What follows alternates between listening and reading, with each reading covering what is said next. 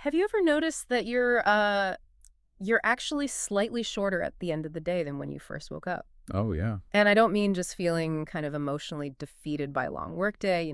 I mean physically measurably shorter. Like if you measure yourself right before you get into bed tonight, you might find you're a centimeter or two closer to the ground than you were this morning. It sounds like an urban legend, right? One of those everyday myths. Yeah. But it is an entirely real, measurable phenomenon. Yeah, and the reason it happens is tied directly to this central architectural marvel of the human body. Exactly. Which brings us to our mission for this deep dive. Today, we're taking a massive stack of anatomical research, historical texts, modern biomechanical studies, and we're using all of it to completely deconstruct the vertebral column. The spine. Right, the backbone.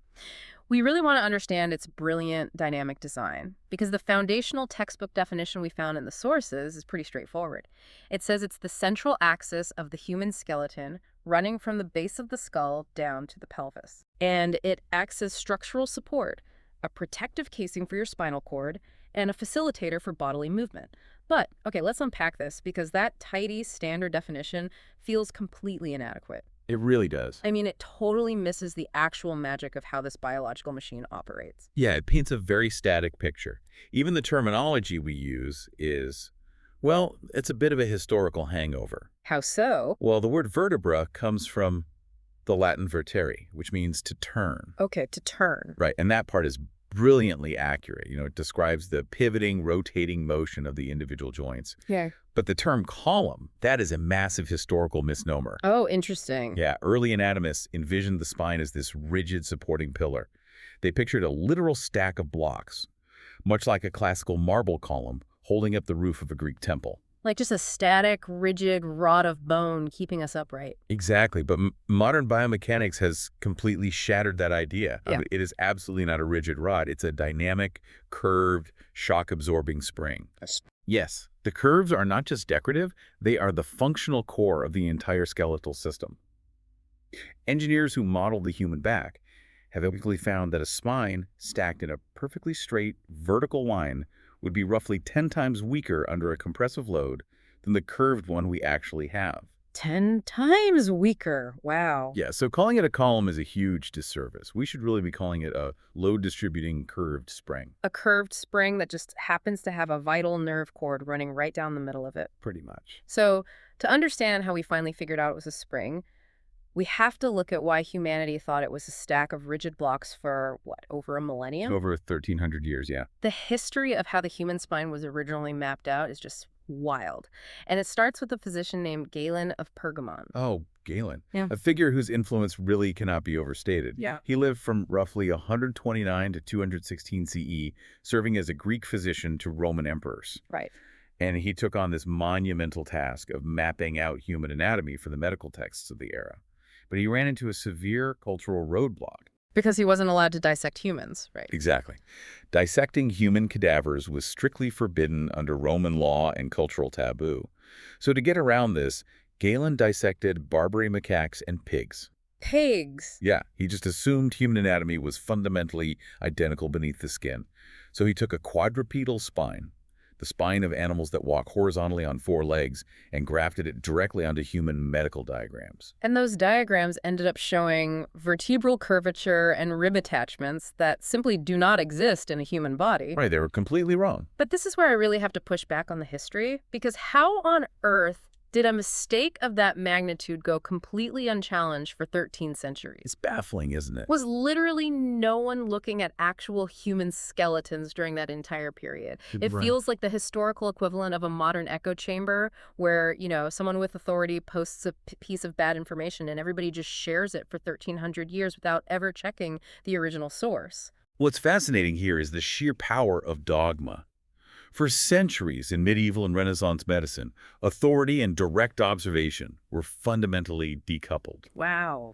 Yeah, medical students were not taught to look at bodies. They were taught to read Galen. If a physician occasionally saw a human bone that contradicted Galen's texts, they didn't think the book was wrong. They thought the bone was wrong. Yes, they assumed the specific bone they were looking at was deformed. It's a terrifyingly classic case of seeing what you're taught to see rather than what is physically right in front of you. That is just incredible. So the spell wasn't broken until Andreas Vesalius came along in the 1500s. Right, a Flemish anatomist. Yeah, and he decided he actually needed to look at the real thing. And he took immense personal and legal risks to do it. He was sneaking around gallows and graveyards in the dead of night to acquire human remains for direct observation. That's dedication. So he dissected human bodies himself, and in 1543 he published a massive 7-volume masterwork called De Humani Corporis Fabrica, on the fabric of the human body. A truly revolutionary text. It contained the first accurate, illustrated depiction of the human vertebral column's true curvature. He documented and corrected over 200 of Galen's specific anatomical errors, definitively proving that human curves are entirely different from an ape's or a pig's. And with Vesalius proving we aren't built like quadrupeds, the focus shifted to mapping how this uniquely human architecture is actually laid out. He mapped out distinct regions. And there's a really good way to remember those regions, right? Yeah, modern anatomy students use a highly effective memory device to remember the layout of these bones. They call it the mealtime mnemonic. Oh, right. Breakfast at 7, lunch at 12, dinner at 5. Exactly. It translates perfectly to the 3 main sections of the spine, reading from top to bottom. So you have 7 cervical vertebrae in your neck. You have 12 thoracic vertebrae in your mid-back, each anchoring a pair of ribs. And then you have 5 lumbar vertebrae in your lower back. And visualizing this as a tower of building blocks, the structural logic becomes really apparent. Those lumbar vertebrae, L1 through L5, they are the thickest, widest, and most robust bones in the whole structure. Because they form the foundation. Right. They bear the vast majority of your upper body's weight, so naturally, you wouldn't put the thinnest, most delicate blocks at the bottom of a tower. Exactly. And then below that heavy foundation, you have the sacrum, which locks into the pelvis, and the coccygeal, the tailbone. Which actually sparks a pretty persistent debate among anatomists regarding the total bone count. Oh, the bone count debate, yes. Because some medical resources state humans have 33 vertebrae, while others firmly claim we have 26. And the funny thing is, both numbers are technically defensible. It depends entirely on when in a human's life you're counting and how you define a distinct bone. Right. When an infant is born, they possess 33 separate, distinct vertebral segments. This high number of individual joints grants them incredible flexibility, which is, necessary for navigating the birth canal and for early development. Oh, that makes sense. But as you grow into an adult, those bottom sections fuse together. The 5 separate sacral vertebrae merge into a single solid wedge, the sacrum. And the 3 to 5 tiny coccygeal vertebrae fuse into a single coccygeal. So those 33 original flexible segments transform into 26 distinct weight-bearing bones by adulthood. It really highlights a brilliant biological adaptation. We transition from a highly pliable state in infancy to a highly stable, load-bearing state as adults. Definitely. And all of this makes up what anatomists categorize as the axial skeleton. Which is the skull, the rib cage, and the vertebral column. Exactly. The axial skeleton provides the central axis of support and protects the vital organs, whereas the appendicular skeleton, your arms, legs, shoulders, and hips, that's built entirely for interacting with the outside environment.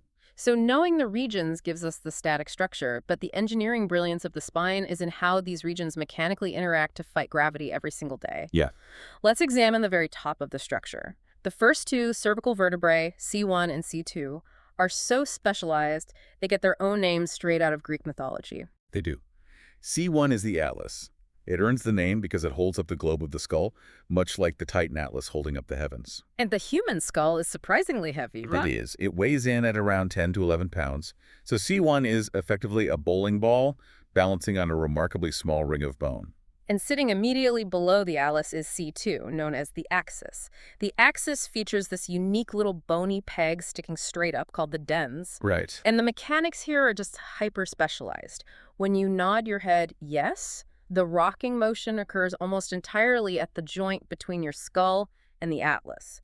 But when you shake your head no, the atlas is physically pivoting in a circle around that bony peg on the axis. It provides a very concrete illustration of how vertebral shapes mutate region by region to perform distinct mechanical jobs. The neck demands a massive range of motion to look around for threats or food, so those bones are specialized for pivoting and rocking. Sacrificing some stability for extreme mobility. Exactly. Moving down the structure, we encounter the curves. We noted earlier that a straight spine would be 10 times weaker.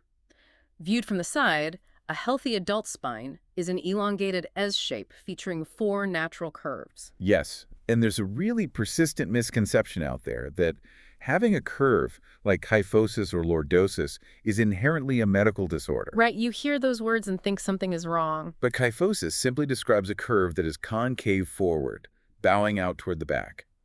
Lordosis describes a curve that is concave backward, dipping inward toward the stomach.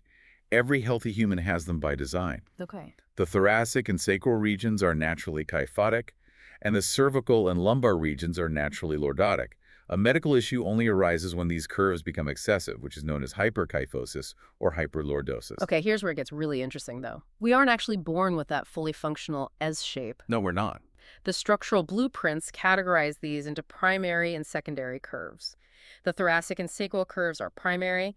You have those the exact moment you were born. Right. They are holdovers from the fetal position. Meaning a newborn is essentially shaped like the letter C. Yes, a newborn does not have a fully functional spring.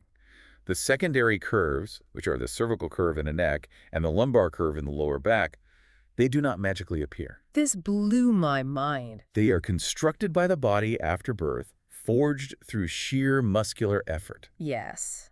When a baby reaches 3 or 4 months old and starts lifting its heavy head off the floor to look around the room, the muscles pulling on the back of the neck literally bend and shape the cervical curve into existence. Amazing. And then around 12 to 18 months, when they start attempting to stand and walk, the sheer effort of the back muscles fighting gravity builds the inward lumbar curve.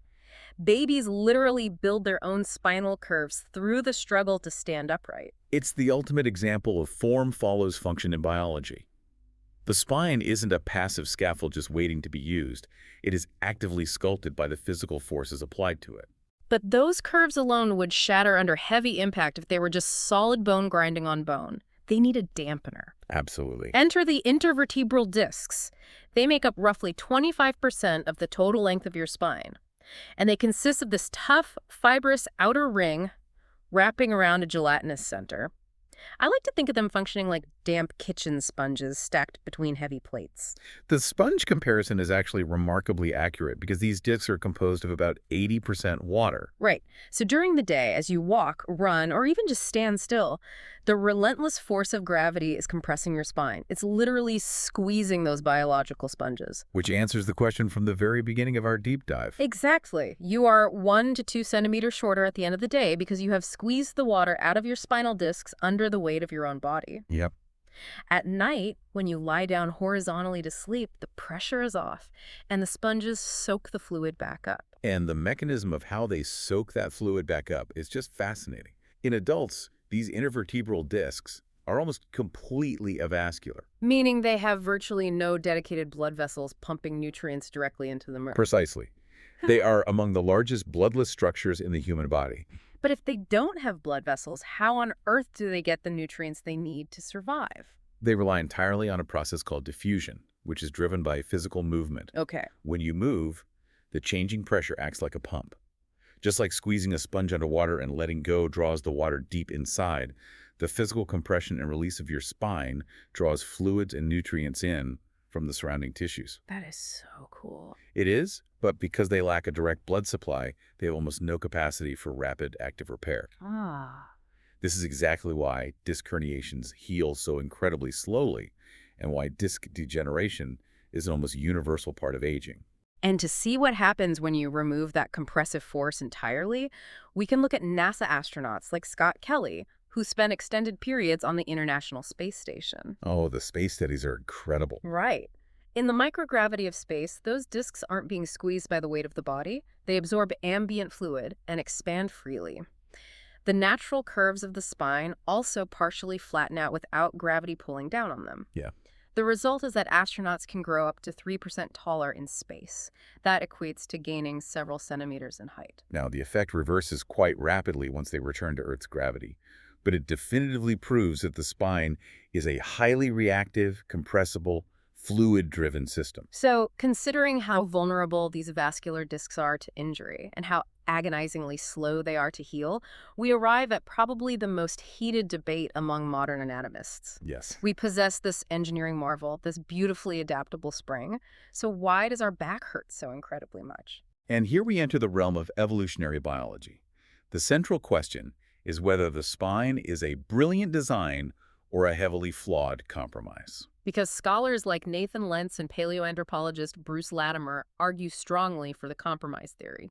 They argue that humans evolved bipedalism, walking upright on two legs way too rapidly from ancestors who walked horizontally on four legs. Right, taking a suspension bridge designed to hang horizontally and tipping it 90 degrees to act like a skyscraper creates immense mechanical stress. Yeah, they argue this evolutionary rush job left us chronically prone to slipped desks, lower back pain, and pinched nerves in a way that literally no other primate experiences. And the fossil record provides a pretty striking look at this transition if you examine early hominins like Lucy. The famous Australopithecus afarensis discovered in Ethiopia in 1974. That's the one. Her partial lumbar spine shows a curvature that is perfectly intermediate between an ape and a modern human. We are essentially looking at evolution caught in the act of bending a quadrupedal structure into a bipedal one. But the opposing camp pushes back hard on the poorly designed narrative. They highlight that for the vast majority of people, the back functions spectacularly well for decades of upright walking, running, and carrying loads. So, is it fair to call it a flawed design, or are we simply deploying it incorrectly in the modern world? Well, if we connect this to the bigger picture, we really must remember the rules of natural selection. Evolution does not optimize a skeleton for sitting rigidly at a computer desk for 80 years. Good point. Evolution optimizes for good enough to survive and reproduce in a natural environment. Our spine is an incredibly successful adaptation for a nomadic hunter-gatherer lifestyle. Right, characterized by walking long distances and constantly varied dynamic movement over uneven terrain. Exactly. But when the structure does deviate drastically from its intended shape, humans have spent millennia trying to correct it. A major focus of historical anatomy in the sources is scoliosis, an abnormal sideways curvature of the spine. Yes, a condition we've been trying to treat for a very long time. Hippocrates was documenting and attempting to treat it back in the 5th century BCE. He devised these crude mechanical traction ladders. He was essentially trying to strap patients in and physically stretch their spines straight by sheer force. And, as you might imagine, the results were largely ineffective and carried a significant risk of injury. For centuries, the medical field was just limited to restrictive braces, heavy casts, and crude physical pressure. The paradigm didn't really shift until 1962, when an American orthopedic surgeon named Paul Harrington introduced the Harrington rod. Right, a rigid metal rod surgically attached directly to the spine to forcibly correct and stabilize severe lateral curves. And he originally developed the concept to aid patients paralyzed by polio. Yes, the disease destroyed the trunk muscles, leaving the spine completely unsupported. This necessitated an internal metal scaffold to keep the patients upright. Modern medicine now uses highly advanced 3D hardware, rods, and pedicle screws that have entirely replaced Harrington's early designs. But the clinical debate today centers a lot on diagnosis and intervention. A scoliosis diagnosis typically begins when an X-ray reveals a Cobb angle of 10 degrees or more. Right. The Cobb angle is how doctors measure the severity of the curve. They look at the X-ray, find the most tilted vertebra at the top of the curve and the most tilted one at the bottom, draw intersecting lines from those bones, and measure the angle between them. Okay. Anything under 10 degrees is generally considered normal spinal asymmetry. And most clinical cases fall under adolescent idiopathic scoliosis, or AIS. Idiopathic just meaning the medical community still does not know the root cause. Yes. Which brings up a massive, pervasive misconception. Many of us were warned in school that carrying a heavy backpack slung over one shoulder or slouching in a chair would cause scoliosis. But the medical evidence explicitly debunks this. There is zero strong evidence linking backpack weight or bad posture to the onset of idiopathic scoliosis. It's primarily driven by genetics and growth factors during puberty, not your heavy math textbook. Yeah, slouching will not spontaneously generate scoliosis. Yeah. But our modern habits are absolutely wreaking havoc on the spine's delicate biomechanics in other ways. For sure. Lower back pain remains one of the leading causes of missed work and physical disability globally. We are taking this ancient, dynamically balanced spring, and we are just punishing it. Consider the modern epidemic of text neck. Oh, text neck is a huge issue. When you angle your face down to stare at a smartphone, you are pushing your 10-pound head far forward of your center of gravity. Right. This forces the cervical curve to bear loads it was never geometrically optimized to handle. The neck muscles strain constantly to prevent the head from dropping, and the front of the cervical discs are compressed very unevenly. Add to that sitting in unsupportive office chairs for 9 hours a day. Sinking into a soft chair flattens out that secondary lumbar curve, the exact curve your body worked so hard to build when you were a toddler learning to walk. Yes. It places massive uneven strain on the lower intervertebral discs. I have to admit, reading through the biomechanics of this, I caught myself actively sitting up straighter and adjusting my posture. If you're listening to this right now, you are probably rolling your shoulders back and pulling your chin up. It is the natural reaction to realizing how fragile the system can be. But the critical takeaway, however, is that holding a perfect, static military posture isn't the ultimate goal either. Really? Yeah, the spine isn't an isolated rod. It relies on complex neighboring structures. Consider the facet joints. These are small, interlocking joints on the back of each vertebra that act like physical guardrails. Guardrails? Yeah, guiding your motion and physically stopping you from twisting too far and severing your spinal cord. Wow. Or the spinous processes, those knobby, bony ridges you can feel running right down the center of someone's back. They aren't just for show, they act as rigid levers for your back muscles to attach to and pull against. Exactly. And we cannot forget the ligamentum flavum. The ligamentum flavum. It is a thick, highly elastic ligament connecting the vertebrae. It operates much like a heavy rubber band. When you bend forward, it stretches out. When you decide to stand back up, the elastic tension snaps back, helping to haul your torso upright and saving your muscles a massive amount of metabolic energy. That's incredible. Because the spine relies on this interconnected web of joints, levers, and elastic bands, it demands varied, constant movement to stay healthy. Movement is required to engage the elastic ligaments, to keep the facet joints lubricated, and most importantly, to act as the pump that draws hydrating nutrients into those bloodless spinal discs. Perfectly said. We've covered incredible ground today. We started with Vesalius digging up remains in the dead of night to prove that Galen's unquestioned 1,300-year-old textbook was based on the spine of a pig. A huge turning point. We explored the engineering genius of the C to S-shaped spring, realizing that babies literally build their own structural curves in a battle against gravity. We examined the squishy avascular discs that act like sponges, losing their water and making us shrink during the day, yet expanding in microgravity to make astronauts taller.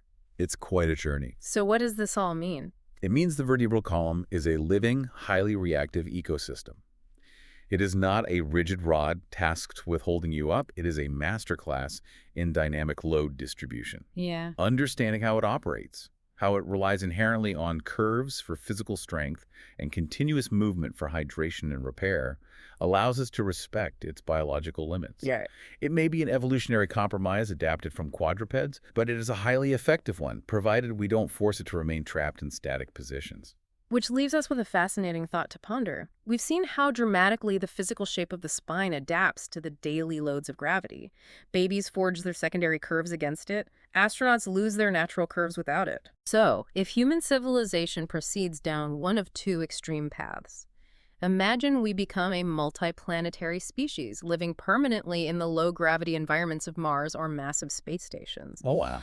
Or, conversely, what if we become a permanently sedentary, screen-bound culture right here on Earth, never utilizing the full dynamic weight-bearing range of that spring? How will the human spine physically evolve or culturally adapt over the next 100 generations? What will the medical anatomists of the year 5000 say about the natural shape of our backs? That is a brilliant question. Something to chew on next time you feel a little stiff getting out of your chair. Thank you for joining us on this deep dive. Keep questioning, keep moving, and we'll see you next time.